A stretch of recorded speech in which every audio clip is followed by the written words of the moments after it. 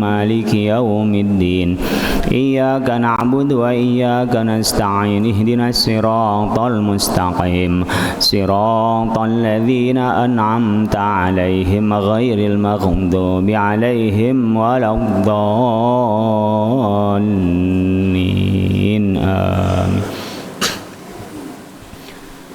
ثم خص إلى جميع آبائنا وجدادنا وأمهاتنا ومشايخنا ومؤلف كتبنا وإلى جميع الأولياء والشهداء والصالحين وإلى جميع المسلمين والمسلمات والمؤمنين والمؤمنات الأحياء منهم والأموات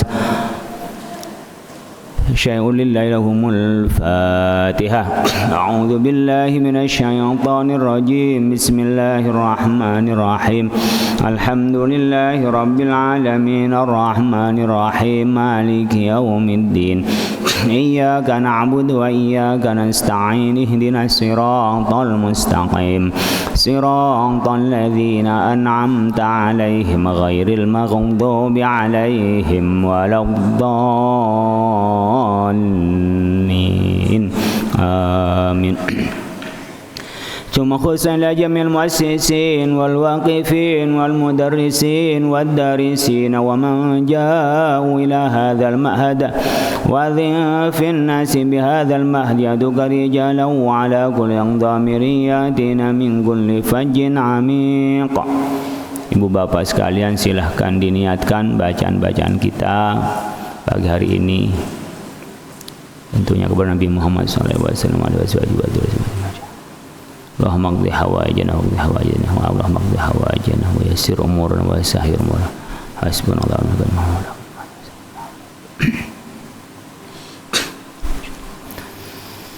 على هذه وكل صالحة. الفاتحة. أعوذ بالله من الشيطان الرجيم. بسم الله الرحمن الرحيم. الحمد لله رب العالمين الرحمن الرحيم مالك يوم الدين إياك نعبد وإياك نستعين اهدنا الصراط المستقيم صراط الذين أنعمت عليهم غير المغضوب عليهم ولا الضالين آمين. أعوذ بالله من الشيطان الرجيم. بسم الله الرحمن الرحيم. ياسين والقرآن الحكيم إنك لمن المرسلين على صراط مستقيم تنزيل العزيز الرحيم لتنذر قوما ما أنذر آباؤهم فهم غافلون لقد أنقل القول على أكثرهم فهم لا يؤمنون إنا جعلنا في أعناقهم أغلالا فهي إلى الأذقان فهم مقمحون وجعلنا من بين أيديهم سدا ومن خلفهم سدا فغشيناهم فهم لا يبصرون وسواء عليهم أنذرتهم أم لم تنذرهم لا يؤمنون إنما تنذر من اتبع ذكر وخشى الرحمن بالغيب فبشره بمغفرة وأجر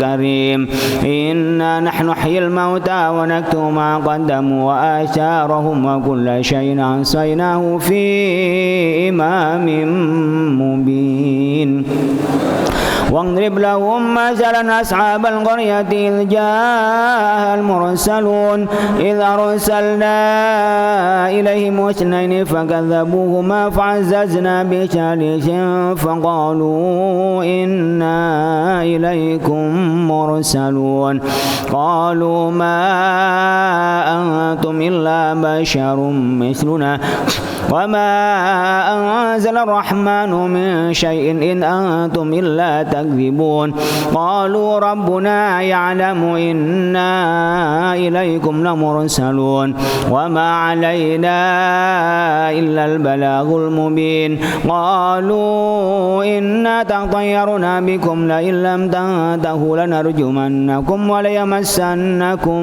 منا عذاب أليم قالوا طائركم معكم إن ذكرتم بل أنتم قوم مسرفون وجاء من أقصى المدينة رجل يسعى قال يا قوم اتبعوا المرسلين اتبعوا من لا يسألكم أجرا وهم مهتدون وما لي لا أعبد الذي فطرني وإليه ترجعون أأتخذ من دونه آلهة إن الرحمن بضر لا تغني عني شفاعتهم شيئا ولا ينقذون إني إذا لفي ضلال مبين إني آمنت بربكم فاسمعون قيل ادخل الجنة قال يا ليت قومي يعلمون بما غفر لي ربي وجعلني من المكرمين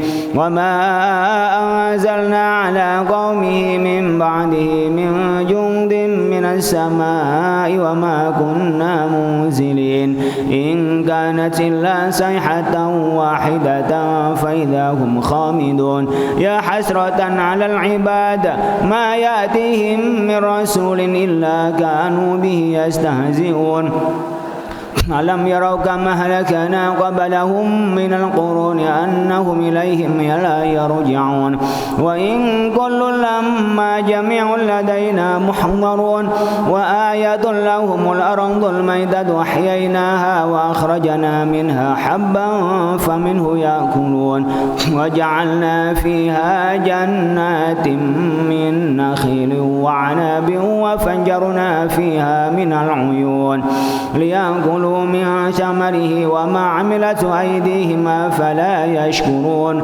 سبحان الذي خلق الأزواج كلها مما تنبت الأرض من أنفسهم ومما لا يعلمون وآية لهم الليل نسلخ منه النهار فإذا هم مظلمون والشمس تجري لمستقر لها ذلك تقدير العزيز العليم والقمر قدرناه منازل حتى عاد كالعرجون القديم لا الشمس ينبغي لها أن تدرك القمر ولا الليل سابق النهار وكل في فلك يسبحون وآية لهم أنا حملنا ذريته في الفلك المشحون وخلقنا لهم من مثله ما يركبون وإن نشأ نغرقهم فلا صريخ لهم ولا هم ينقذون إلا رحمة منا ومتاعا إلى حين وإذا قيل لهم اتقوا ما بين أيديكم وما خلفكم لعلكم ترحمون وما تأتيهم من آية من آيات ربهم إلا كانوا عنها معرضين وإذا قيل لهم أنفقوا مما رزقكم الله قال الذين كفروا للذين آمنوا أن أطعم لو يشاء الله أطعمه إن أنتم إلا في ضلال مبين يقولون متى هذا الوعد إن كنتم صادقين ما ينظرون إلا صيحة واحدة تأخذهم وهم يخصمون فلا يستطيعون توصية ولا إلى أهلهم يرجعون ونفخ في السور فإذا هم من الأجداث إلى ربهم ينسلون قالوا يا ويلنا من بعثنا من مرقدنا هذا ما وعد الرحمن وصدق المرسلون إن كانت إلا صيحة واحدة فإذا هم جميع لدينا محضرون فاليوم لا تظلم نفس شيئا ولا تجزون إلا ما كنتم تعملون إن أصحاب الجنة اليوم في شغل فاكهون هم وأزواجهم في ظلال على الأرائك متكئون فيها فاكهة ولهم ما يدعون سلام قولا من رب رحيم وامتازوا اليوم أيها المجرمون ألم أعهد إليكم يا بني آدم ألا تعبدوا الشيطان إنه لكم عدو مبين وأن اعبدوني هذا صراط مستقيم ولقد أضل منكم جبلا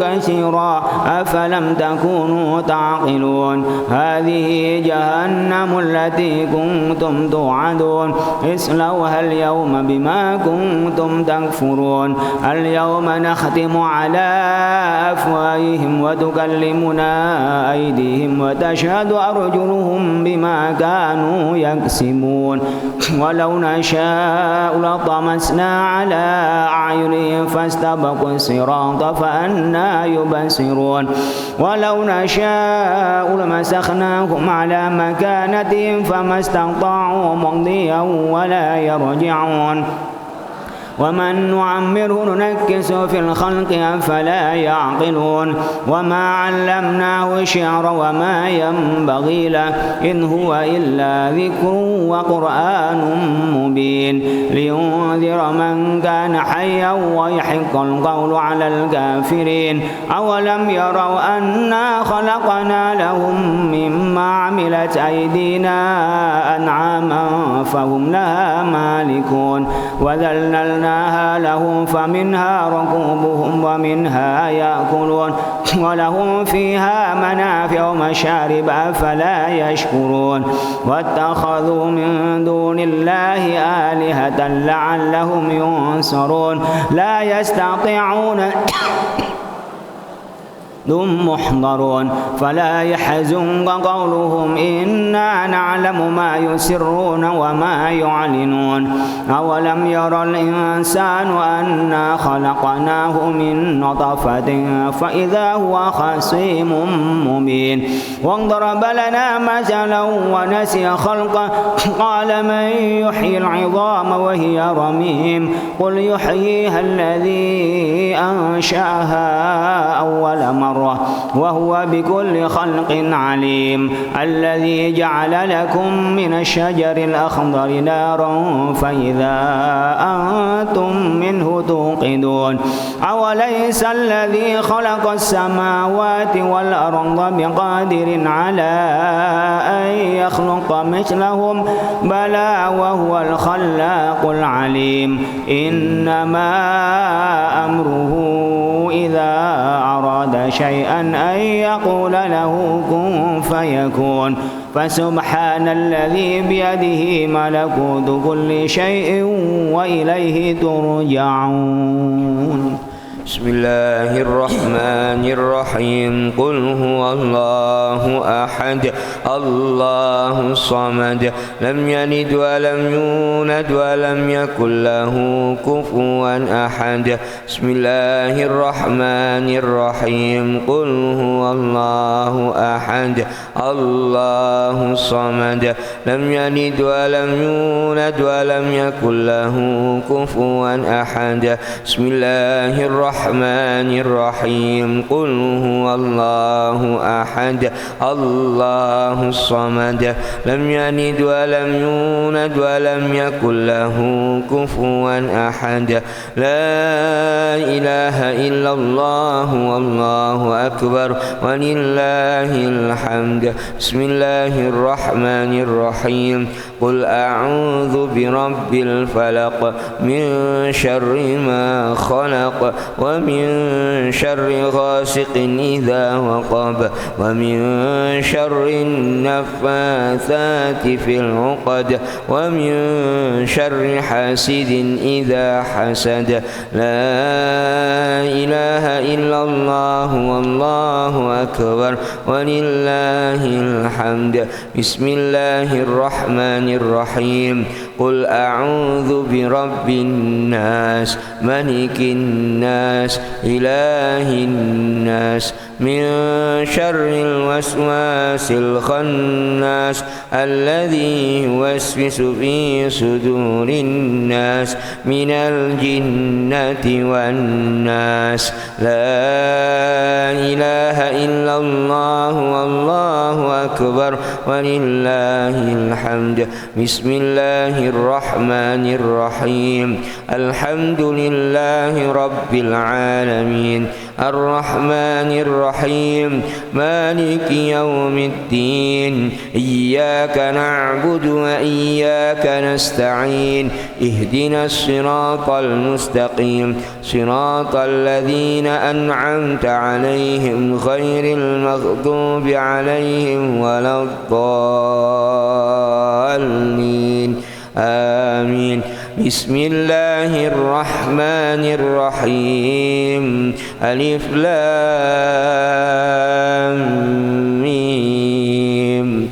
ذلك الكتاب لا ريب فيه هدى للمتقين الذين يؤمنون بالغيب ويقيمون الصلاة ومما رزقناهم ينفقون والذين يؤمنون بما أنزل إليك وما أنزل من قبلك وبالآخرة هم يوقنون.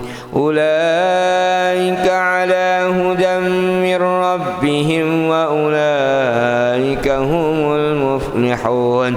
وإلهكم إله واحد لا إله إلا هو الرحمن الرحيم. الله لا إله إلا هو الحي القيوم لا تأخذه سنة ولا نوم له ما في السماوات وما في الأرض. من ذا الذي يشفع عنده إلا بإذنه يعلم ما بين أيديهم وما خلفهم ولا يحيطون بشيء من علمه إلا بما شاء. وسع كرسيه السماوات والأرض ولا يؤوده حفظهما وهو العلي العظيم. لله ما في السماوات وما في الأرض وإن تبدوا ما في أنفسكم أو تخفوه يحاسبكم به الله فيغفر لمن يشاء يعذب من يشاء والله على كل شيء قدير.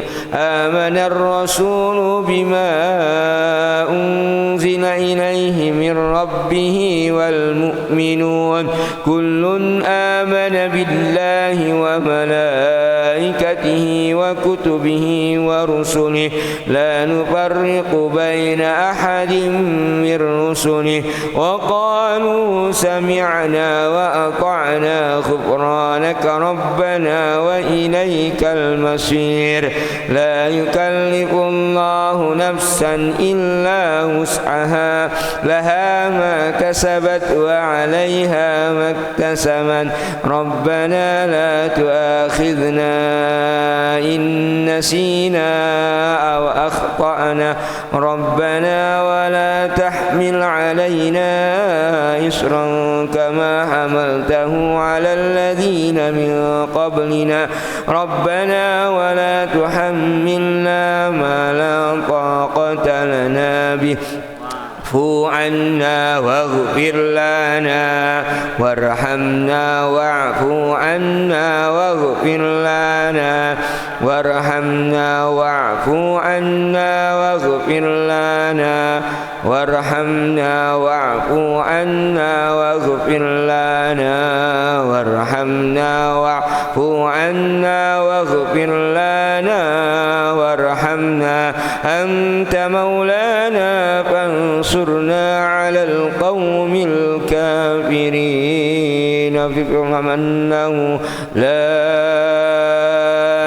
إله إلا الله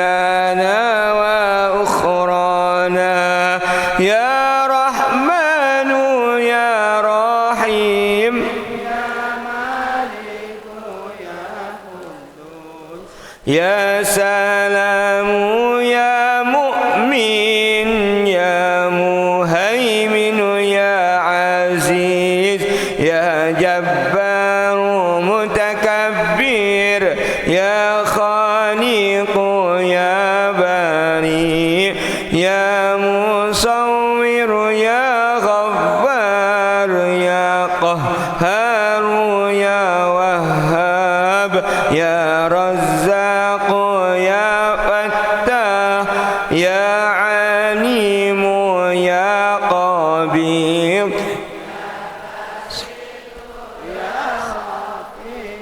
يا رفيع يا معيز يا مذل يا سميع بصير يا حكم يا عدل يا لطيف يا خبير يا حليم يا عظيم يا غفور يا شكور يا علي يا كبير يا حفيظ يا مقيت يا حسيب يا جليل يا كريم يا رقيب يا مجيب يا واسع يا حكيم يا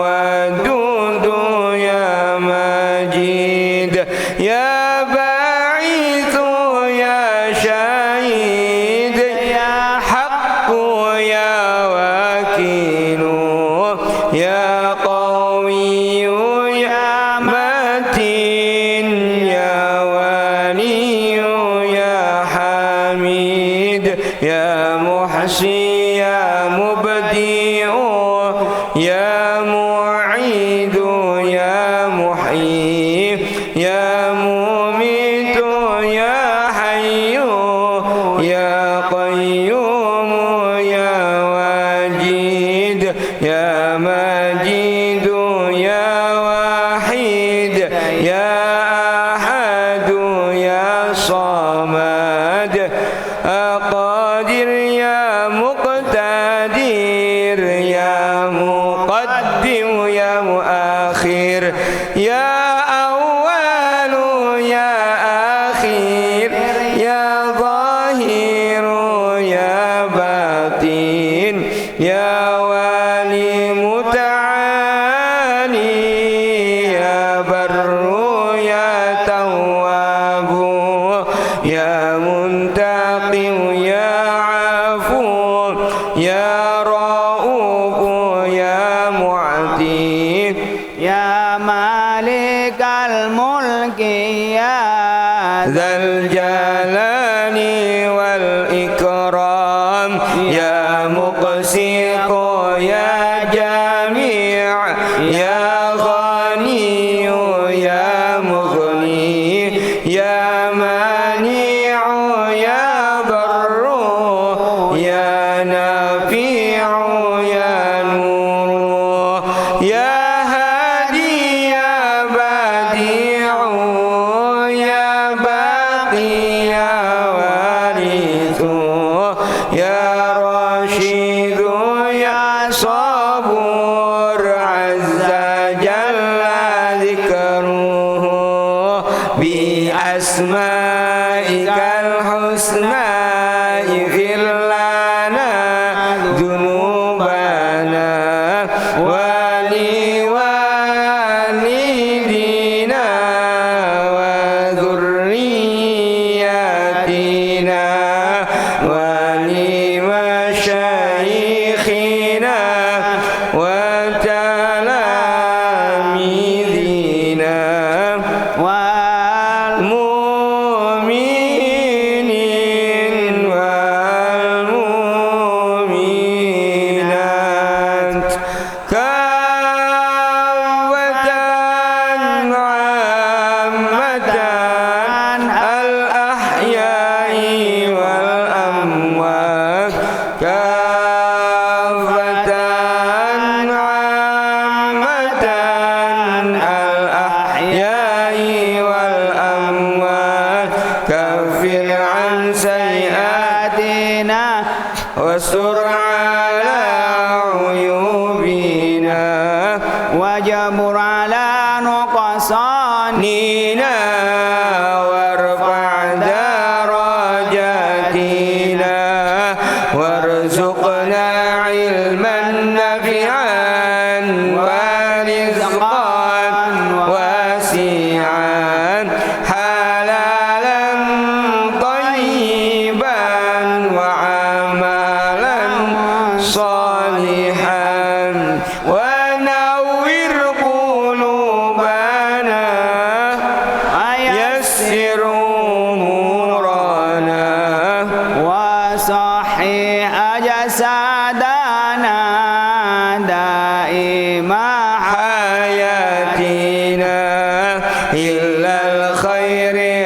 قربنا عن الشر باعدنا وقربا رجاؤنا آخرا إلا المنى بلغ مقاصدنا وقضي حوائجنا والحمد لله الذي هدانا صل وسلم على طه خليل الرحمن وآله وصحبه إلى آخر الزمان. بسم الله الرحمن الرحيم. إلى حضرة النبي المصطفى محمد صلى الله عليه وسلم وآله الطاهرين وأصحابه المهتدين والتابعين لهم بإحسان إلى يوم الدين وعلينا معهم وفيهم برحمتك يا أرحم الراحمين. وإلى روح سيدنا الشيخ الكبير القطب الشهير الفقيه المقدم محمد بن علي بعلوي أصوله وفروعه وجميع ساداتنا آل بعلوي. إلى أرواح ساداتنا الصوفية أينما كانوا من مشارق الأرض إلى مغاربها. وإلى روح سيدنا الشيخ الكبير القطب الشهير الحبيب عبد الله بن علوي بن محمد الحداد صاحب الراتب وأصوله وفروعه وجميع ساداتنا آل بعلوي أن الله يعلي درجاتهم في الجنة ويعيد علينا من بركاتهم وأسرارهم وأنوارهم وعلومهم ونفحات في الدين والدنيا والآخرة. وأن الله يغيث المسلمين ويرحم المسلمين ويفرج على المسلمين ويشفي أمراض المسلمين بالعافية ويغسل أمطارهم ويرخص أسعارهم ويصلح سلاطينهم ويكفيهم شر الفتن والبليات والمحن ما ظهر منها وما بطن ويحفظ الحجاج والمسافرين والغزاة والمجاهدين من المسلمين في البر والبحر والجو أجمعين. أن الله يصحبهم السلامة ويردهم إلى أوطانهم سالمين آمين غانمين وإيانا في خير وعافية. إلى أرواح والدينا ووالديكم وأمواتنا وأمواتكم وأموات المسلمين أجمعين. أن الله يتغشاهم بالرحمة والمغفرة ويسكنهم الجنة ويختم لنا ولكم بالحسنى في خير وعافية. الفاتحة. أعوذ بالله من الشيطان الرجيم. الله الرحمن الرحيم. الحمد لله رب العالمين الرحمن الرحيم مالك يوم الدين. إياك نعبد وإياك نستعين. اهدنا الصراط المستقيم صراط الذين أنعمت عليهم غير المغضوب عليهم ولا الضالين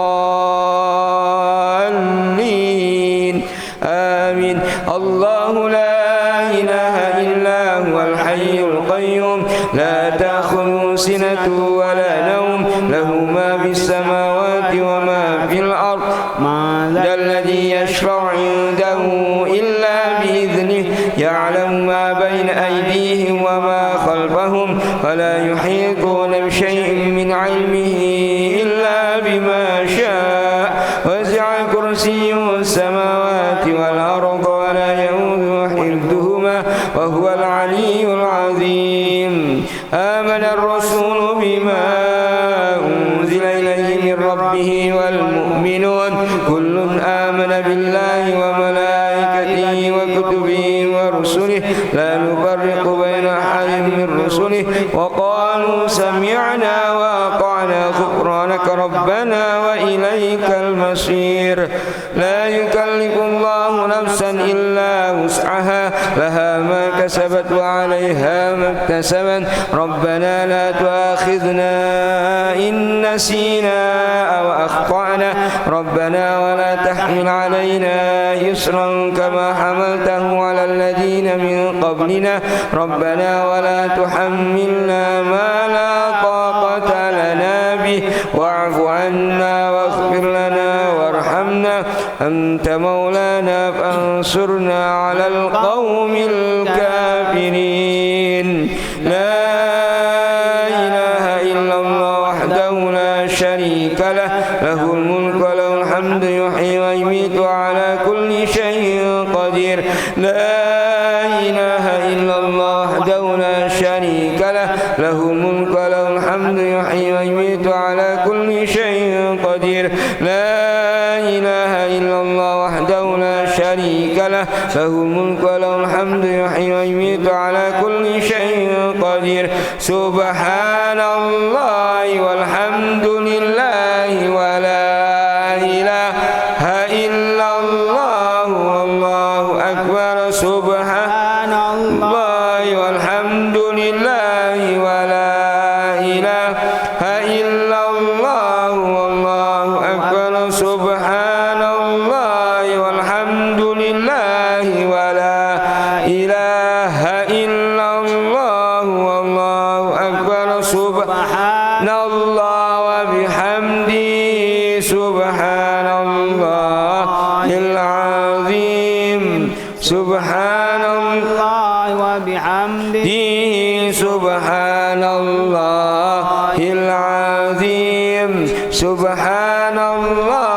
وبحمده سبحان الله العظيم ربنا اغفر لنا وتب علينا إنك أنت التواب الرحيم ربنا اغفر لنا وتب علينا إنك أنت التواب الرحيم ربنا اغفر لنا وتب علينا إنك أنت التواب الرحيم اللهم صل على محمد اللهم صل عليه وسلم اللهم صل على محمد اللهم صل عليه وسلم اللهم صل على محمد اللهم صل عليه وسلم أعوذ بكلمات الله التامات من شر ما خلق أعوذ بكلمات الله التامات من شر ما خلق أعوذ بكلمات الله التامات من شر ما خلق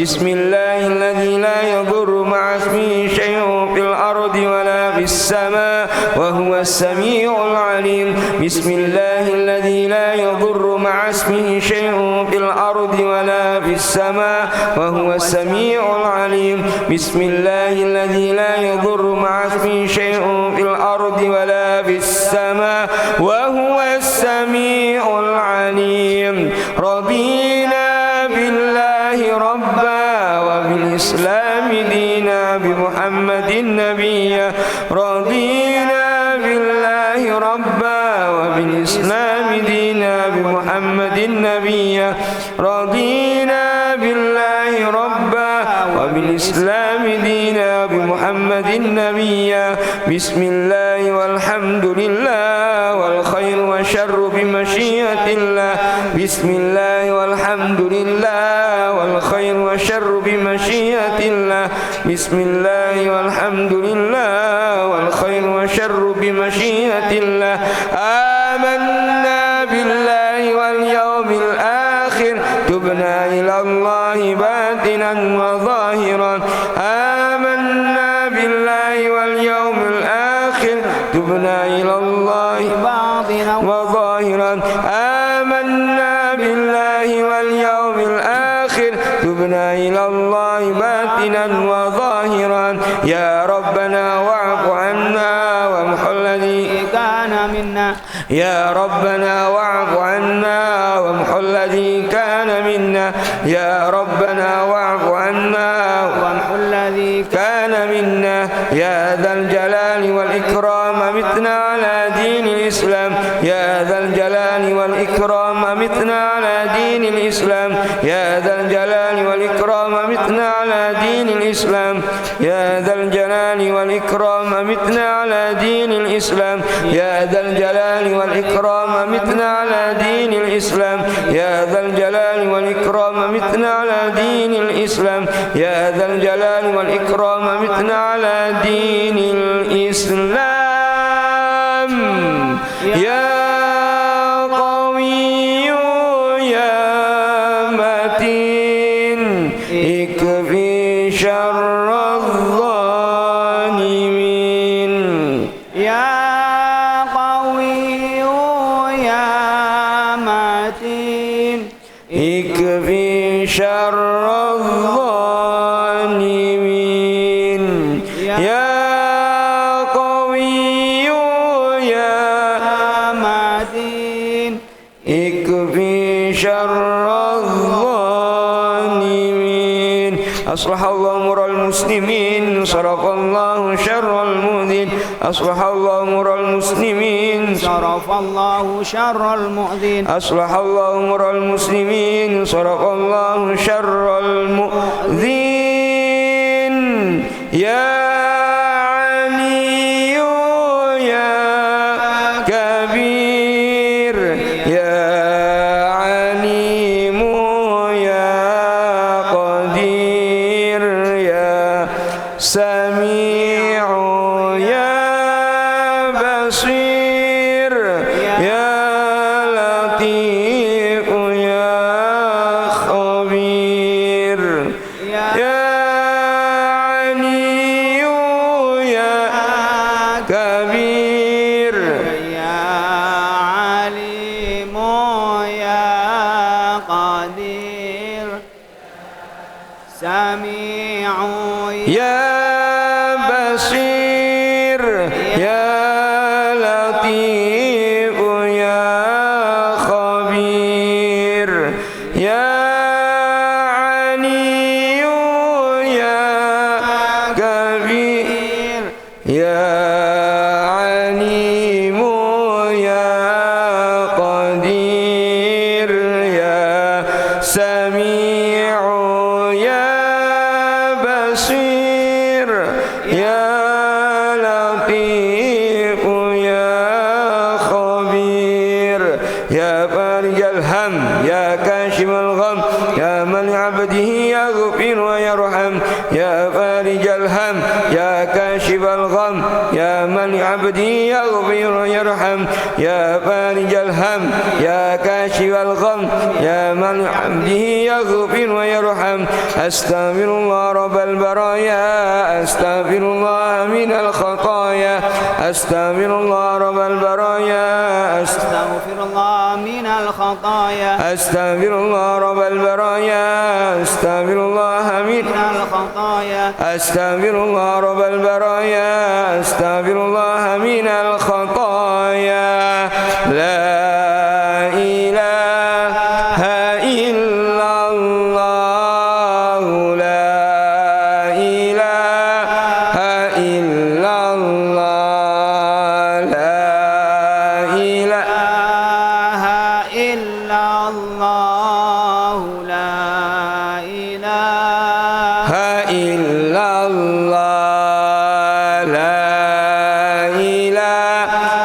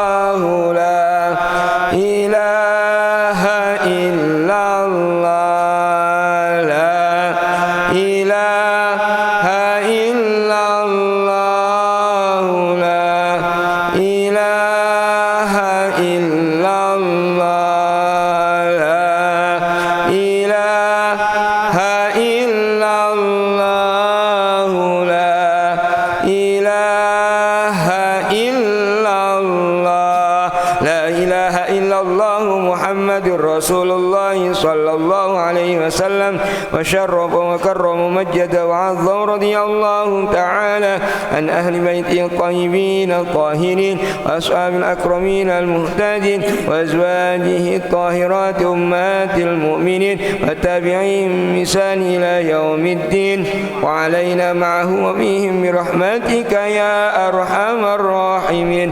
بسم الله الرحمن الرحيم. قل هو الله أحد الله الصمد لم يلد ولم يولد ولم يكن له كفوا أحد. بسم الله الرحمن الرحيم. قل هو الله أحد الله الصمد لم يلد ولم يولد ولم يكن له كفوا أحد. بسم الله الرحمن الرحيم. قل هو الله أحد الله الصمد لم يلد ولم يولد ولم يكن له كفوا أحد.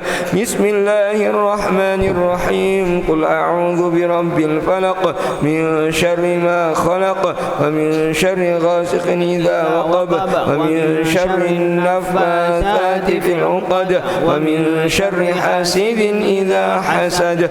بسم الله الرحمن الرحيم. قل أعوذ برب الناس ملك الناس إله الناس من شر الوسواس الخناس الذي يوسوس في صدور الناس من الجنة والناس. بسم الله الرحمن الرحيم. الحمد لله رب العالمين الرحمن الرحيم مالك يوم الدين إياك نعبد وإياك نستعين اهدنا الصراط المستقيم صراط الذين أنعمت عليهم غير المغضوب عليهم ولا الضالين.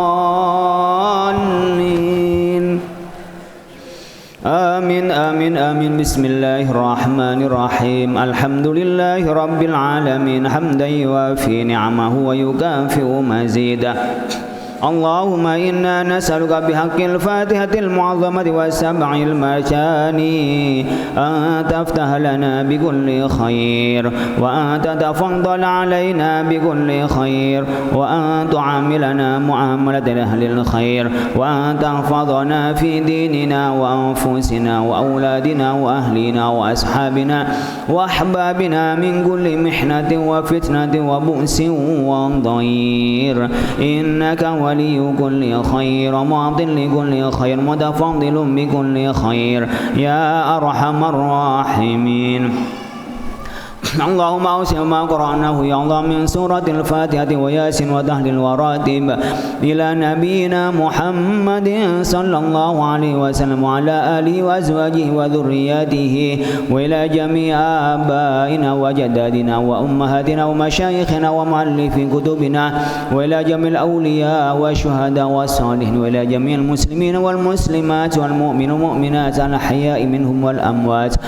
اللهم أوصل وما قرأناه يا الله. اللهم أوصل وما قرأناه يا الله إلى جميع المؤسسين والواقفين والمدرسين والدارسين ومن جاءوا إلى هذا المعهد وأذن في الناس بهذا المعهد يدعوك رجالا وعلى كل ضامر يأتينا من كل فج عميق. اللهم ربنا هب لنا من أزواجنا وذرياتنا قرة أعين واجعلنا للمتقين إماما. اللهم صل صلاة تنجينا بها من جميع الأهوال والآفات وتقضي لنا بها جميع الحاجات وتطهرنا بها من جميع السيئات وترفعنا بها عندك على الدرجات وتبلغنا بها أقصى الغايات من جميع الخيرات في الحياة بعد الممات. يا حي يا قيوم برحمتك نستغيث أصلح لنا شأننا كله ولا تكلنا إلى أنفسنا وطرف برحمتك يا أرحم الراحمين. يا كافي يا مغني يا فانته يا رزاق. اللهم ارزقنا يا الله أولادنا وطلابنا وجماعتنا يا الله رزقا كثيرا مباركا حلالا طيبا بدون تعب ولا كد وعلمنا علما نافعا بالصالحين. اللهم ارزقنا واجعلنا وإياه من أهل العلم والتقى. اللهم ارزقنا واجعلنا وإياه من أهل الخير والقرآن.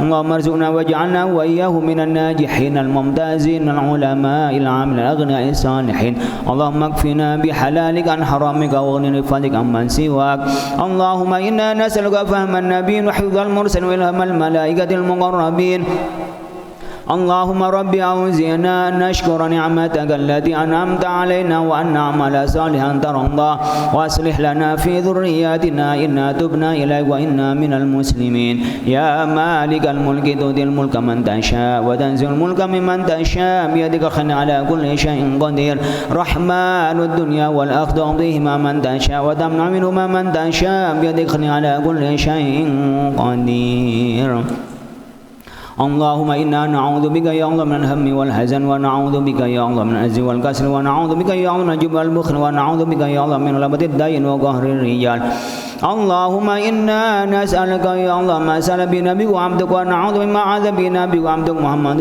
صلى الله عليه وسلم اللهم إنا نسألك إيمانا صادقا وعلما نافعا وقلبا خاشعا وعملا متقبلا اللهم تقبل منا يا الله قراءتنا وتقبل منا دعانا وجبر على نقصاننا واستر عوراتنا وكفر عنا سيئاتنا ورفع درجاتنا ونور قلوبنا بنور هدايتك يا الله يا ميسر كل عسير يسر أمور اللهم سهل لنا في بناء هذا المهد وتربية أولاده وتدبيره وتوسعه من يومنا هذا ويومنا إلى يوم النهضة وأذن في الناس بهذا المهد يأتوك رجالا وعلى كل يوم يأتينا من كل فج عميق اللهم ربنا يا الله لا تدع لنا في مقامنا هذا ذنبا إلا غفرت ولا عيبا إلا سترت ولا مريضا إلا شفيت ولا دين إلا قضيت ولا ضالا إلا هديت ولا حاجة من حوائج الدنيا والآخرة إلا قضيت ويسرتها اللهم إنا نسألك العافية وتمام العافية ودوام العافية وشر العافية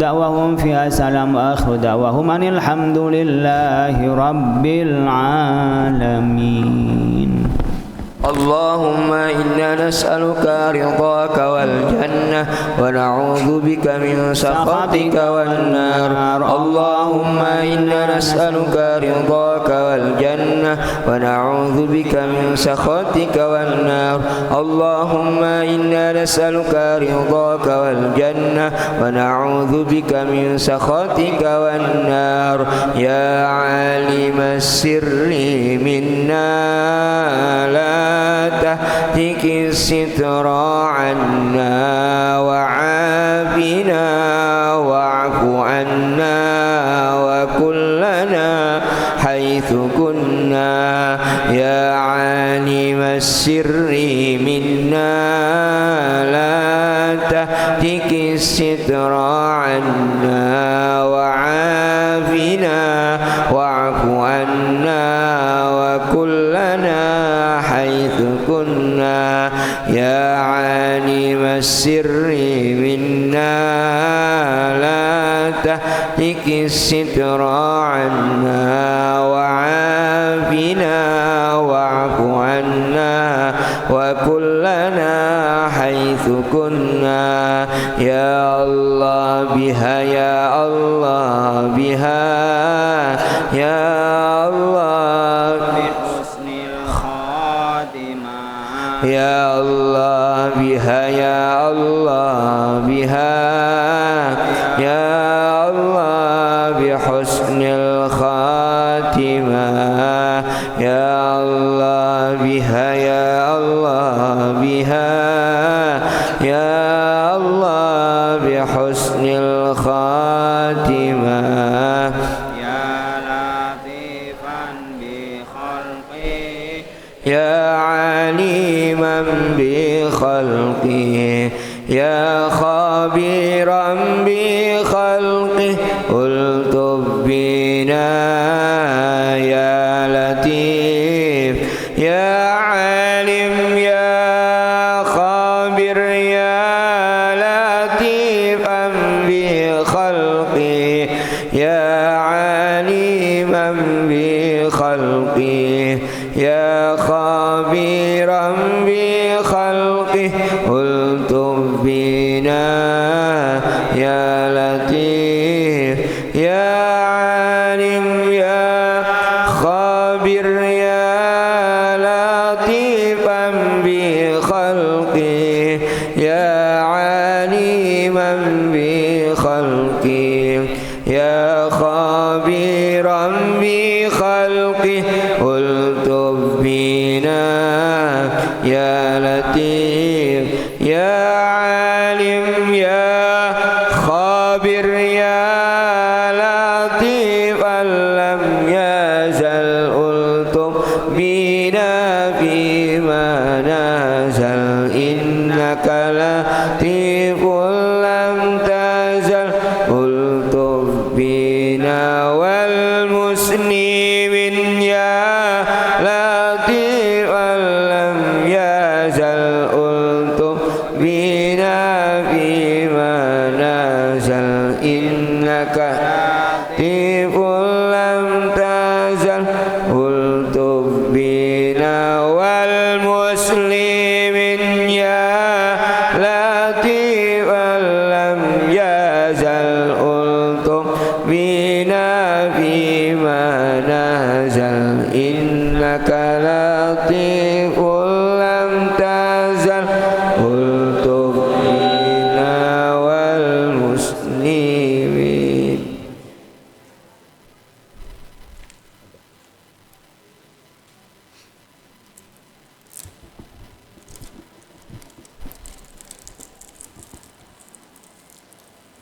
أعوذ بالله من الشيطان الرجيم.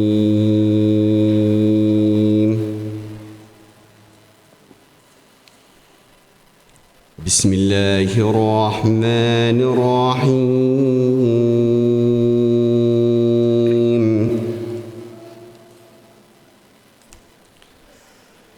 إن المتقين في جنات وعيون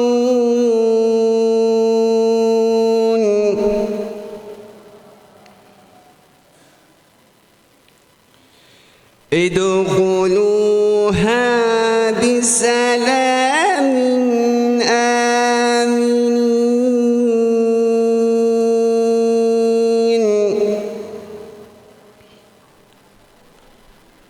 ونزعنا ما في صدورهم من غل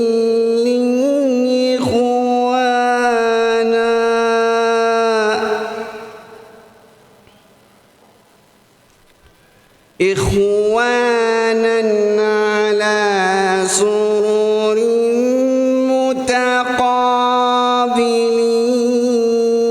متقابلين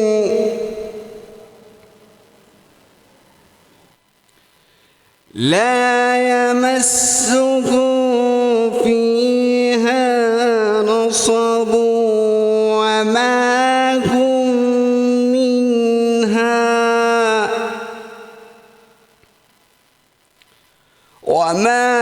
هم منها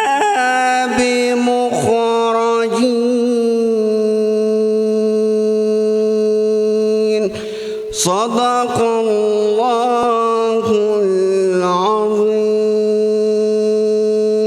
الفاتحة. بسم الله الحمد لله الرحمن الرحيم نستعين بالصراط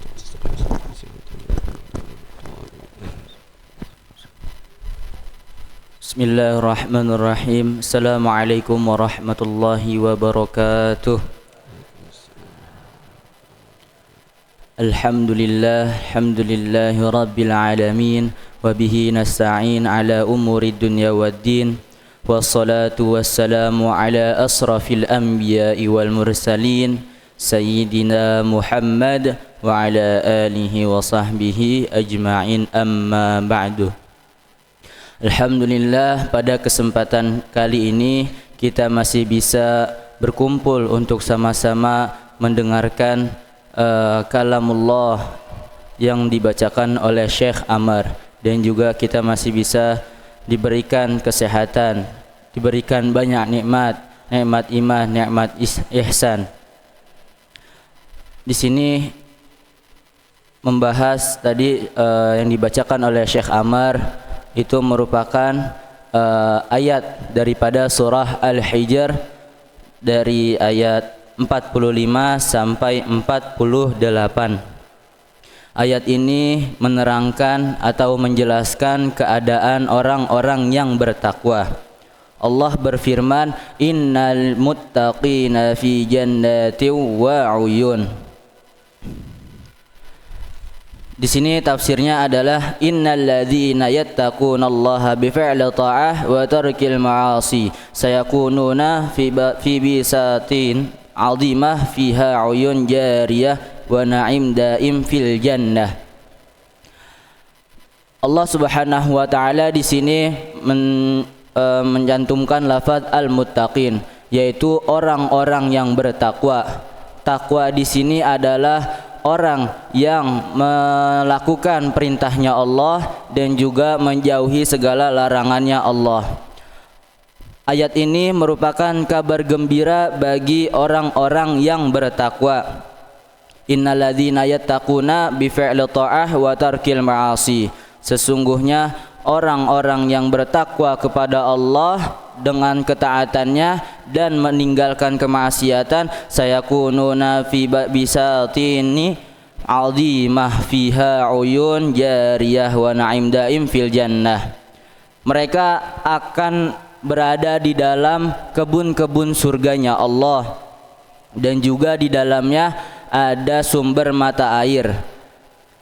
Mereka bukan sementara saja di dalam surga, tetapi daim fil jannah. Mereka kekal di dalam surganya Allah Subhanahu wa taala. Kemudian Allah berfirman, udkhuluha bisalamin aminin. Masuklah kalian orang-orang yang bertakwa masuk ke dalam surga dalam keadaan damai dan juga aman. Di dunia ini kita sering merasakan kegelisahan, sering merasakan ketakutan. Di sini hiya da'watun karim minallah azza wa jalla lil muttaqin lidukhuli ilal jannati salimin min kulli su'in min kulli khaufin wa adzabin aw fana'in aw maut. Di sini Allah Subhanahu wa taala memberikan kabar gembira kepada orang yang bertakwa. Allah Subhanahu wa taala mengajak pada orang yang bertakwa untuk masuk ke dalam surganya Allah Subhanahu wa taala dalam keadaan selamat, dalam keadaan damai. Selamat daripada perkara-perkara yang buruk, dari ketakutan dan juga azabnya Allah Subhanahu wa taala. Kemudian wa naza'na ma fi sudurihim min gillin ikhwanan ala sururim mutaqabilin. Allah Subhanahu wa taala di sini mencabut semua rasa dendam dan iri dari hati mereka. Bayangkan di dunia ini betapa banyaknya hati yang kotor, penuh iri, lalu sulit melihat orang lain berbahagia. Tapi di surga nanti semua hati disucikan oleh Allah Subhanahu wa taala. Tidak ada lagi yang namanya kebencian, tidak ada lagi yang namanya permusuhan. Yang ada hanyalah cinta kepada Allah Subhanahu wa taala. Mereka disebut oleh Allah Subhanahu wa taala mereka ikhwanan ala sururim mutaqabilin.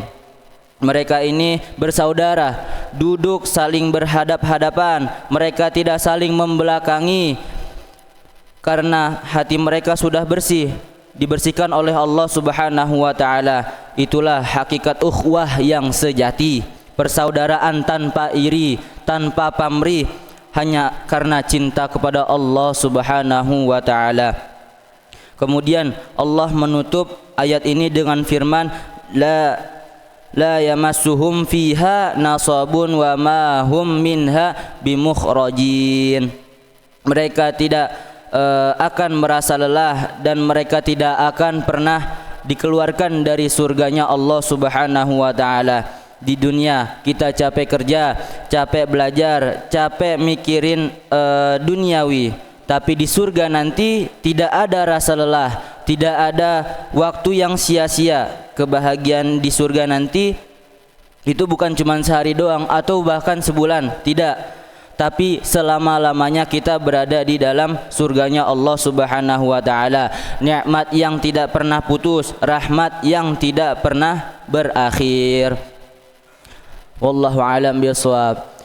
Kita belajar daripada ayat ini untuk senantiasa meningkatkan ketakwaan kita kepada Allah Subhanahu wa taala, menambahkan rasa takut kita kepada Allah Subhanahu wa taala agar kita nanti mendapatkan balasan yang luar biasa, nikmat yang besar dari Allah Subhanahu wa taala. Kurang lebihnya mohon maaf. Wallahul muwafiq ila aqwamit thariq. Tsumma assalamu alaikum warahmatullahi wabarakatuh.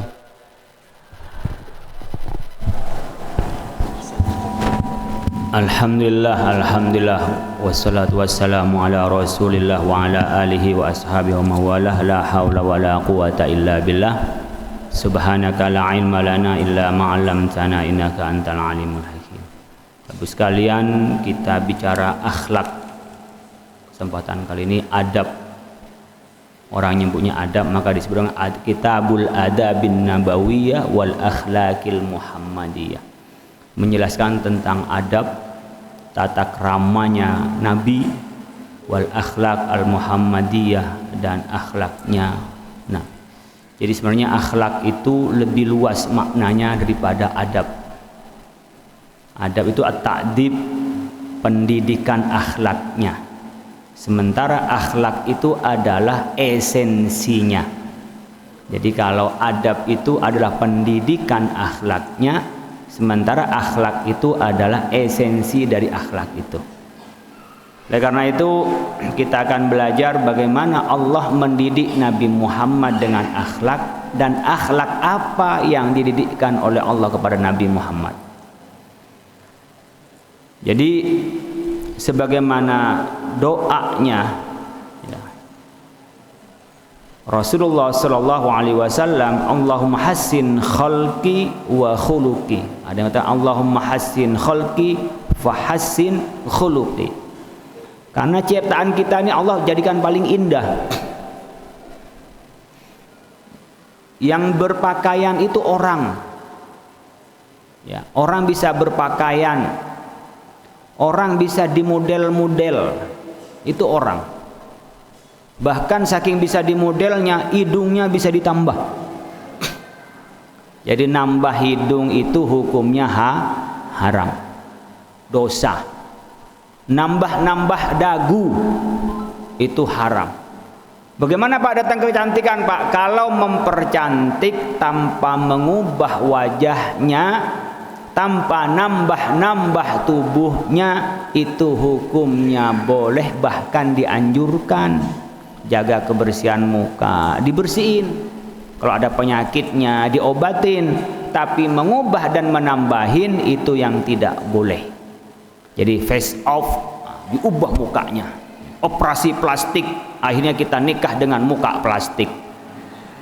Ya, itu haram hukumnya. Yang boleh dan dianjurkan adalah membersihkan, merawat, dan mengobati. Ibu bapak, terimalah dari Allah. Semua itu adalah karunia-Nya, syukuri, enggak usah diubah-ubah, ditambah-tambah. Mungkin masih muda, cakep, hidungnya mancung, pas tua udah penyok, turun dia. Nah, gitu.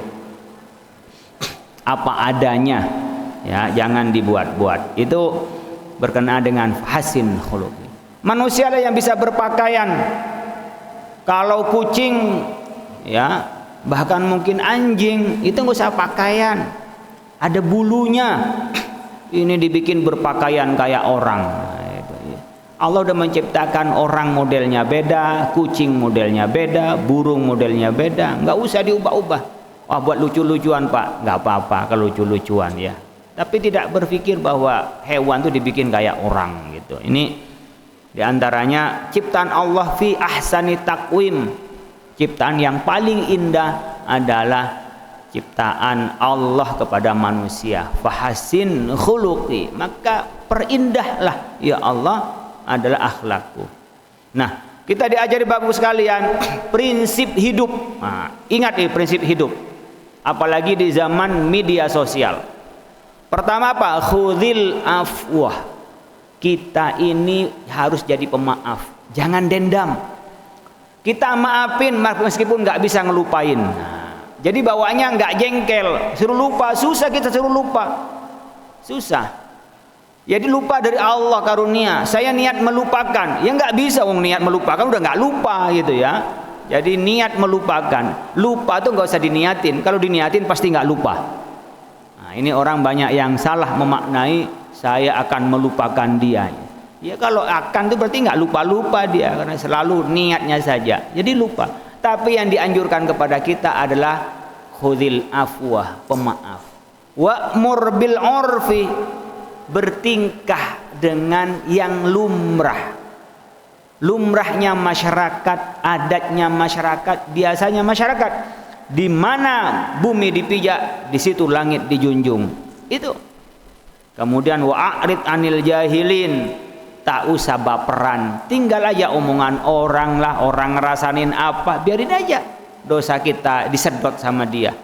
Ya, kita nambah kebaikan. Yang penting kita jangan berbuat salah, jangan berbuat dosa. Orang nggak bisa dikontrol orang. Contohnya nggak bisa ngontrol orang apa Pak? Kalau pengen tahu retek-retek hati orang, unek-unek hati orang apa? Sekarang gampang ngelihat di medsos.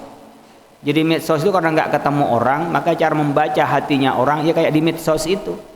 Ada orang yang marah-marah, ada yang senangnya pamer, ada orang yang komen nggak paham ikut komer, nggak paham ikut maki-maki. Ya kayak gitulah. Ada cuman yang diomongin, ada yang tidak gitu loh. Bagi kita harus menjaga omongan. Wa qauluhu, dan firman Allah Subhanahu wa taala, fa'fu anhum wasfah. Ya. Fa'fu anhum, ya. Maka ampunilah, maafkanlah mereka. Wasfah, dan biarkanlah mereka. Isfah itu adalah kayak salaman, wasfah, ya, fa'fu anhum wasfah itu. Kalau di dalam terjemahnya itu ya biarkan mereka, wasfah. Padahal musafaha itu adalah salaman sebenarnya, wasfah, bersalam. Innallaha, sungguhnya Allah, yuhibbul muhsinin, senang orang-orang muhsin, orang-orang yang ihsan. Apa artinya ihsan? Ihsan kepada Allah ka'annaka tarah fa illam takun tarah fa innahu yarak. Itu ihsan. Ihsan itu adalah perbuatannya, muhsin itu orangnya. Jadi orang yang berbuat ihsan namanya muhsin. Di sini ada namanya muhsinin.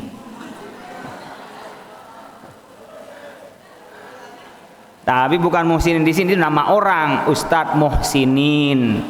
Harusnya orang satu itu muhsin. Ini namanya orang banyak dijadiin satu jadi muhsinin. Nah, ya.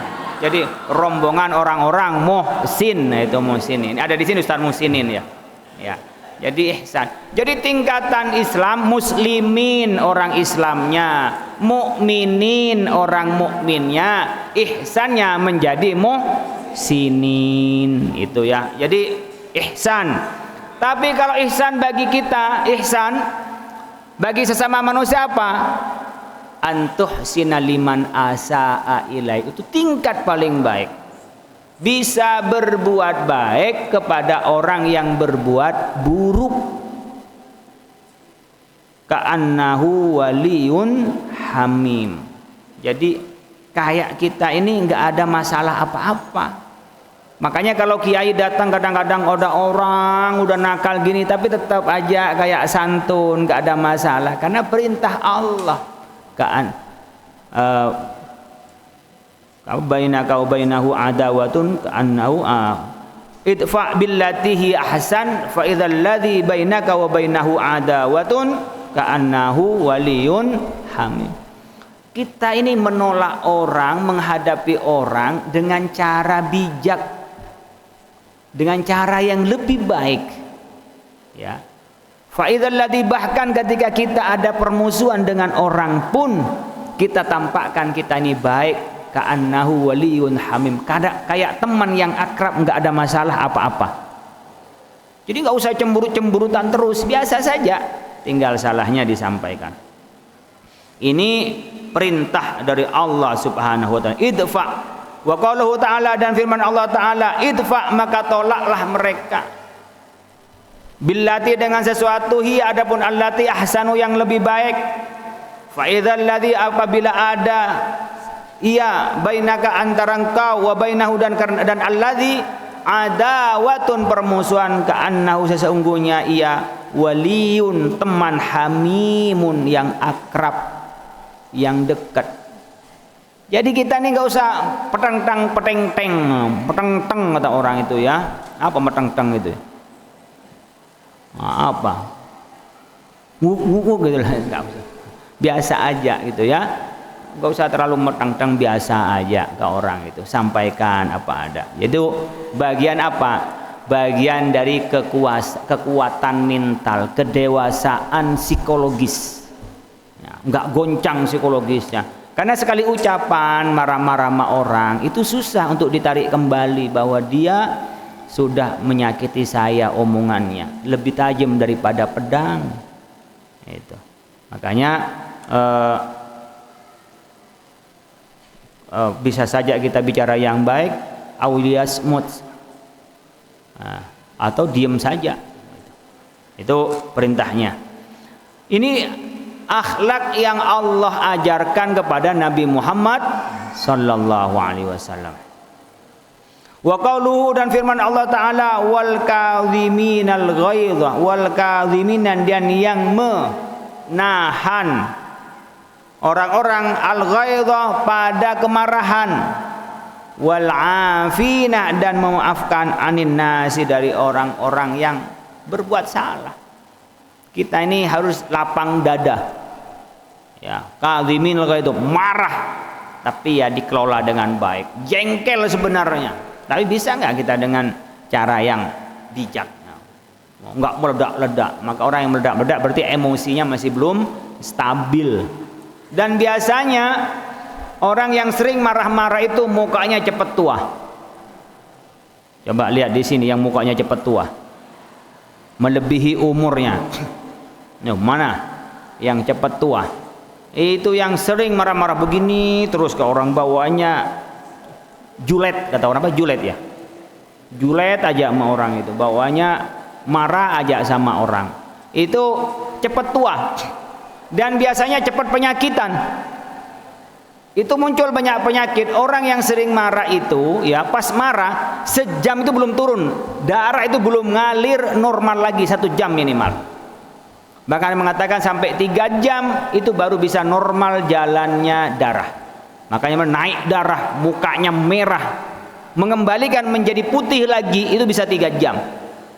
Dari muka-muka yang merah. Beda orang, kelihatan mukanya itu.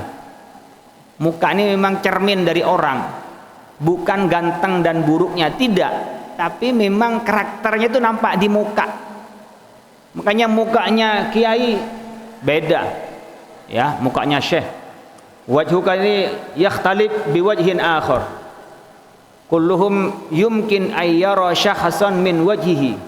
Madza tabi'atuhu? Hada yani min wajhihi. Misal syekh alim qari yani yattadih min wajhihi.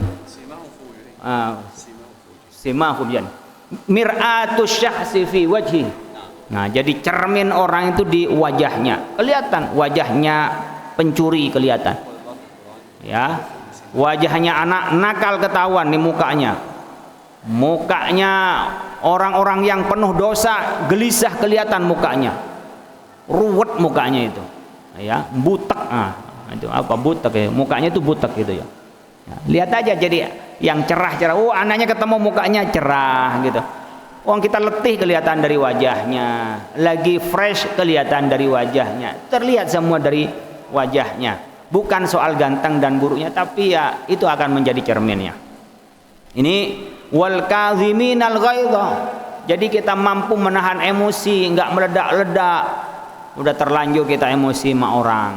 Tapi perlu ditegaskan tentang sesuatu kepada orang lain ini. Nah, orang al-alim yakfi bil isyarah. Kalau orang yang pintar itu ngerti tentang isyarah orang. Tapi yang orang yang tidak pintar diomongin berkali-kali pun juga tidak paham-paham. Itu contohnya Bapak sekalian.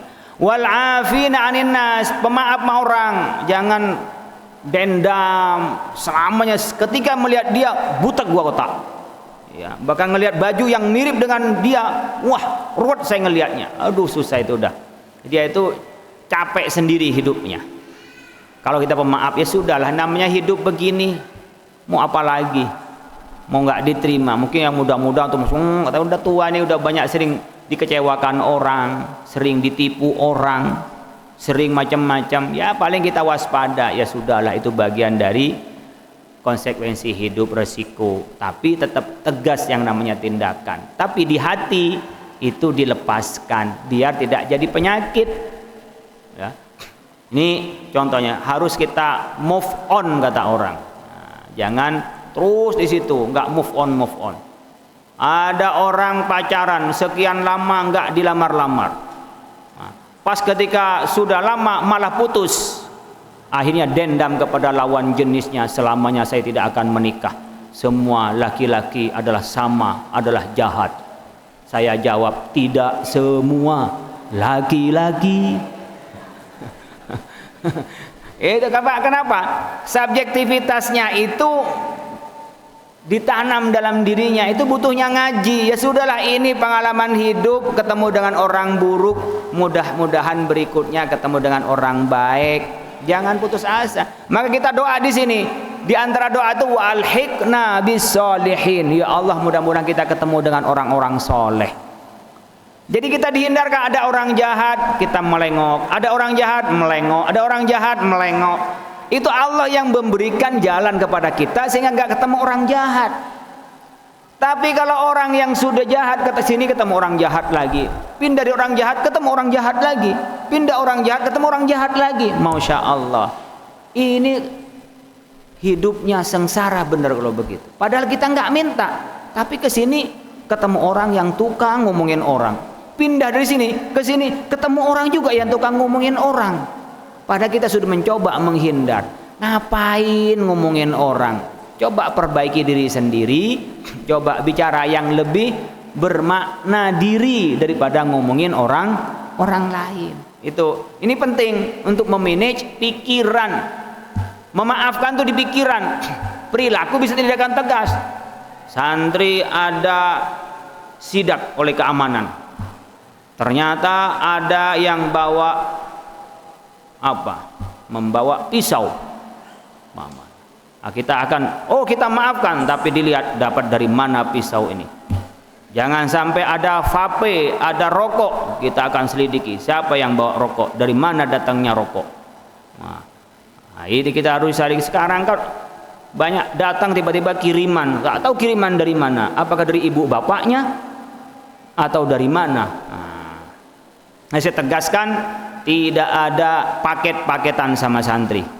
Kalau ibu bapak pengen ngirimin sesuatu pada santri, kontak ustadznya, kontak ustadzahnya. Ada perlu apa? Nah, jika memang diperlukan, toh hari Sabtu Minggu juga datang. Kalau orang tuanya yang ngasih, ya orang tuanya lah yang bertanggung jawab. Nah, ya kan orang tuanya. Santri-santri di sini bukan kami lebih bertanggung jawab, yang tanggung jawab adalah orang tuanya. Kami ini hanya memegang amanah dari orang tua. Ketika sudah dibawa orang tuanya, itu sudah amanah orang tuanya. Kami hanyalah titipan dari orang tuanya. Itu kita lebih berhati-hati. Kalau memang ada yang perlu dikirim, omongin ustadzanya. Ada yang dari jauh, dari Gorontalo, dari Riau mau ngirim, silahkan. Tapi di sini tidak boleh ada kirim-kiriman lagi ke sini. Takut jadi tiba-tiba kiriman narkoba. Ya, bukan dari bapak ibunya, tapi orang mungkin dulu teman kelasnya, mungkin yang dulu pernah teman sekolahnya, terus sekarang udah coba kita dikirim biar dia ngerasain. Nah, ini bisa begitu. Namanya kirim-kiriman itu, nggak tahu yang dikirim hal yang bahaya. Jadi kalau memang butuh-butuh kepada putra-putrinya, hubungi musyrif-musyrifahnya sehingga ada yang bertanggung jawab terhadap barang yang datang ke tempat ini. Karena ini harus steril. Harus steril. Ini di antaranya apa? Memitigasi kesalahan. Kita terjadi salah apa? Ya tindak. Kenapa? Bukan benci, mendidik anak-anak itu disiplin. Maka saya bilang di sini tidak boleh pakai kekerasan, tapi harus dengan ketegasan. Tegas bukan kekerasan, tegas. Ini yang salah, ini yang benar, ini yang taat, tidak taat. Nah, alhamdulillah kayak kemarin ada yang ucapan selamat, ada yang hafal 30 ya Ustaz. Nah, baru hafal 30 juz itu kan. Anak-anak kalau nggak repot-repot dengan HP, nggak repot-repot dengan main, bisa hafal 30 juz padahal sambil sekolah. Nah, itu Akhdan sudah hafal 30 juz, tinggal yang lain ngikutin. Yang senang ngafal, yang nggak senang ngafal minimal 5 juz. Kenapa? Biar buat bekal masa tuanya nanti. Baca-bacaan sudah ada yang hafal gitu kan. Dari juz 29, 30, 1, 2, 3. Nah itu minimal, itu minimal. Ini bekalnya. Karena ada yang bakat ngafal, ada yang bakat analisis, ada yang bakat keterampilan. Itu nggak bisa dipaksa anak-anak jadi satu jurusan, nggak bisa. Kalau nggak bakatnya nanti juga lepas gitu. Tapi dikasih dasar kebaikan, bekal mengarungi hidup untuk baik. Jadi mau jadi apapun dia baik nanti. Tawaran nanti kemarin itu saya ngobrol-ngobrol yang mau ke Rusia, mau ke Hong Kong, tapi anak-anak sudah punya bekal di sana, nggak blank gitu. Mau jadi teknokrat dia hafal Quran, apalagi jurusan agama. Jurusan agama pun dia ngerti matematika, ngerti kimia, nggak blank. Gitu. Jadi tinggal nanti jurusannya apa gitu. Ini pendidikan ke anak-anak kita. Ini saya tegaskan, mungkin ada yang sebagian wali santri yang dengar langsung maupun yang online. Kenapa kami bikin kebijakan tidak boleh kirim-kiriman paket ke pesantren ini. Tapi tidak berarti menutup kalau memang perlu hubungi musyrifahnya yang memang perlu. Dan tidak boleh di sini ngirim-ngirimin jajan karena ulang tahun. Ulang tahunnya dibacakan sama teman-temannya. Bahkan saya dicegat tuh mas santri, kiai apa? Minta tolong kiai apa? Doakan kiai hari ini saya ulang tahun gitu. Itu dicegat mas santri. Dulu tuh nggak ada santri berani nyegat kiai itu. Santri di sini saya dicegat sama santri, kiai doain saya kiai ulang tahun kiai katanya. Ya udah itu lebih baik daripada umumnya hura-hura. Nanti pulang-pulang di rumahnya serahkan. Tapi di pesantren nggak ada. Kenapa nggak ada Pak di pesantren? Iya mungkin ibu yang kuat beli jajan. Di sini ada anak yang itu beasiswa mungkin nggak kuat atau orang tuanya tidak ingat dengan dan tak biasa dengan ulang tahun. Saya ini paling lupa ulang tahunnya kapan. Istri saya itu ulang tahun, saya lupa, anak yang ngingatin. Karena saya nggak biasa ulang tahun itu udah lupa, pokoknya hidup gitu aja. Mau kapan lahir terserah gitu loh. Saya ini nggak romantis. Saya tuh rokok makan nggak gratis. Ya. Jadi lain-lain saya itu nggak biasa. Tapi anak-anak sekarang kan tahun baru lah. Wah apa namanya perayaan, makan-makan jajan ya saya silahkan. Saya lupa itu loh. Pokoknya yang bisa jalan baik sehat alhamdulillah itu aja kalau. Tapi yang ngikutin anak-anak akhirnya ulang tahun ibu bah, ulang tahun ibu bah. Saya lupa itu ya. Berkali-kali itu lupa terus. Tapi ada temen itu cerai gara-gara suaminya nggak ngucapin selamat ulang tahun. Serius itu sudah S3 dua-duanya, doktor dan sama-sama dosen. S1 peneliti, 1 dosen. Jadi lakinya ini mungkin kayak saya ndablek gitu loh. Nggak gampangnya ulang tahun. Perempuannya romantis, nggak ngucapin selamat ulang tahun, lupa marah-marah istrinya. Suaminya sedang puyeng banyak masalah, dimarah-marahin, ngelawan. Setelah dilawan saling cekcok, gugat cerai. Coba dari soal ulang tahun. Kalau orang awam mending, ini orang terpelajar urusan ulang tahun aja cerai. Udah nggak ucapin ulang tahun, hilang suaminya. Baru kemarin tuh kawin lagi yang suami, terus nggak nyambung itu, istrinya belum kawin lagi. Kalau laki-laki kan nggak kuat lama-lama nggak kawin. Orang laki-laki itu kan kayak anak-anak, butuh istri, butuh yang ngelayanin itu. Itu laki-laki itu udah nikah lagi kemarin. Gara-gara apa? Tidak ngucapin selamat ulang tahun. Ya, kok nemennya itu urusan gitu aja sampai cerai itu loh. Akhirnya ngungkit kemana-mana. Itu jangan hal yang sepele. Ini mungkin jarang ngaji itu. Ya, banyakin ngaji biar bener. Wa qauluhu dan firman Allah Subhanahu ijtanibu jauhilah oleh kalian kasiron pada lebih banyak minadh-dhanni dari dugaan. Inna ba'dadh-dhanni sebagian dugaan ismun dosa. Wala tajassasu, dan jangan memata-matain, jangan kepo. Ngapain dia? Apa yang diomongin tadi? Ngomong apa dia? Bicara apa dia? Dia kesana ngapain? Itu kepo. Wala tajassasu. Wala yaghtab, dan jangan ghibah. Ghibah itu ngomongin orang lain yang benar-benar nyata. Tuh udah miring tuh matanya. Memang matanya miring, lagi sakit. Tuh lihat aja kalau dia jalannya peletak-peletek. Tuh lihat jilbabnya di bawah. Beneran itu namanya ghibah. Ngomong di belakang tentang apa yang terjadi kepada orang. Tapi kalau ngomongin orang yang tidak dilakukan, itu namanya fitnah. Nyata lho Pak. Jadi sekarang ghibah itu ghibah digital banyak sekali. Fitnah digital banyak sekali. Di WhatsApp lah, di IG, di ya bahkan YouTube, podcast, itu ghibah dan fitnah kayak dianggap biasa. Padahal wala yaghtab ba'dukum ba'dha ayuhibbu ahadukum ayyakula lahma akhihi.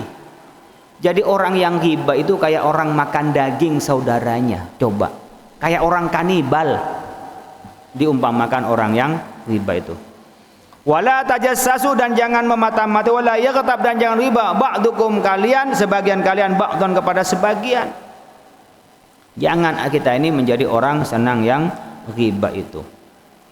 Wa amsalu hadhihi ta'dibat, adapun serupa yang menyamai pendidikan-pendidikan ini fil Qur'ani, dalam Al-Qur'an, la tuhsor, tidak terhitung, banyak sekali. La tuhsor, tak terhitung, banyak sekali Allah mengajarkan. Cuman kita yang nggak mau belajar, nggak ngerti, dan nggak mau ngaji, merasa benar sendiri gitu ya. Ini kan yang disampaikan bukan kata orang, atau kalau saya yang baca bukan kata Khalil. Ini kata siapa? Firman Allah, kata Allah ini. Jadi Allah yang menciptakan kita membicarakan ini disuruh ikuti itu loh. Jadi kalau saya hanya membacakan, saya pun juga belum bisa melaksanakan sepenuhnya. Belum bisa, hanya berupaya. Bukan berarti saya sudah benar, saya baca sudah benar. Enggak, saya pun masih berupaya benar. Nah, gitu. Kayaknya kita baca-baca bareng. Ya. Wa huwa, adapun Rasulullah alaihi salatu wassalam, alaihi kepada Rasulullah as-salatu rahmat wassalamu dan keselamatan, al-maqsudu yang dimaksud al-awwalu yang pertama, bit ta'dibi dengan pendidikan tata krama, wa tahdzibi dan pendidikan akhlaknya. Jadi ta'dib, adab, itu adalah pendidikan tata kramanya. Tahdzib itu banyak digunakan pendidikan kedisiplinan. Disiplin itu adalah tahdzib. Ta'dib tata krama. Summa, kemudian, minhu dari Rasulullah SAW, yashruku, memancar, an-nuru, cahaya, ala kafatil khalqi, atas seluruh makhluk. Jadi kita tuh anta syamsun anta nurun qanuri anta iksiru wa ghali anta misbahu suduri. Nah, itu kan menunjukkan nur. Bahkan istilah sufi itu, semua kebaikan yang diciptakan oleh Allah ini adalah terpancar dari nur Nabi Muhammad sallallahu alaihi wasallam. Jadi kita mengikuti Nabi Muhammad, maka khuluquhul Quran. Fa innahu, maka sungguhnya Allah adzaba, mendidik Allah, bil Qur'ani, dengan Al-Qur'an, wa adzaba, dan mendidik Allah al khalqa, kepada makhluk, bihi, dengan Al-Qur'an. Walidzalik, oleh karena itu, qala, bersabda sallallahu alaihi wasallam, Rasulullah sallallahu alaihi wasallam, bu'istu, diutus aku, liutammima untuk menyempurnakan aku apa makarimal akhlak kepada akhlak-akhlak yang mulia. Jadi Allah lah yang mengajar Nabi Muhammad, kemudian Allah mengajar Nabi Muhammad itu kepada makhluknya, dan oleh karena itu Rasul mengatakan bu'istu liutammima makarimal akhlak, atau yang hadis lain innama bu'istu, hanya semata-mata kita diutus oleh Allah untuk memperbaiki akhlak. Summa raghibal khalqu, maka kemudian senang al khalqu makhluk fi mahasinil akhlaki, di dalam akhlak yang indah.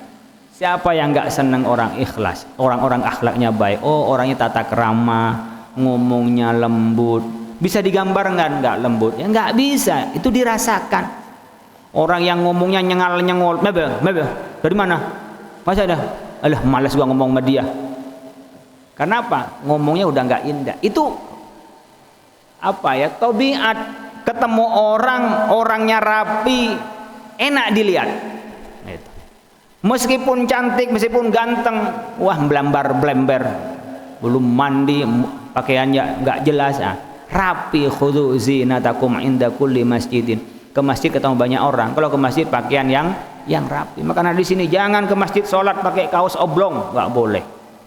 Itu pendidikan. Kenapa? Biarkan dia tuh sopan ya kepada Allah. Kepada orang aja sopan, masa kepada Allah nggak sopan? Nah, gitu orang seringkali salah. Sholat cuman pakai levis, pakai kaos. Kalau ngadep presiden, waduh pakai jas, pakai apa? Itu salah itu ya. Karena kita khudhu zinatakum diperintah. Nah, kalau melaksanakan perintah untuk mendapat pahala, bukan gaya. Untuk dapat pahala itu dari Allah Subhanahu wa taala. Summa lamma akmala, kemudian lamma akmala, setelah menyempurnakan Allah khalqahu pada makhluk Allah, asna memuji Allah alaihi kepada makhluknya. Faqala, maka berfirman Allah Ta'ala, wa innaka la'ala khuluqin azim, wa innaka sesungguhnya engkau Nabi Muhammad la'ala khuluqin, niscaya la'ala tauhid, benar-benar engkau atas akhlak azim, yang mulia, yang agung. Benar-benar kamu sekarang akhlaknya agung. Jadi kalau mau niru akhlaknya, akhlak Rasulullah sallallahu alaihi wasallam, jangan nyari di YouTube, nyari di TikTok. Itu akhlaknya itu ajari kita, ini anak-anak kita belajar akhlak Rasulullah, maka harus mengenalkan Rasulullah. Maka kami bikin syiar tahunan, yang paling besar adalah Maulid Nabi besar Muhammad sallallahu alaihi wasallam. Di sini apa? Ngingetin kita ini umat Nabi Muhammad, ikuti Nabi Muhammad biar kelak mendapat syafaat Nabi Muhammad sallallahu alaihi wasallam. Allahumma anfa'na bima 'allamtana. Allahumma anfa'na bima 'allamtana. Allahumma 'allimna bima yanfa'una. Allahumma faqihna wa faqih lana wa qarabatin lana fi dinina. Rabbana atina fid dunya hasanah wa fil akhirati hasanah wa qina adzabannar. Subhana rabbika rabbil izzati amma yasifun. Wassalamun alal mursalin walhamdulillahi rabbil alamin. Assalamu alaikum warahmatullahi wabarakatuh. Fadhal ya Syekhana.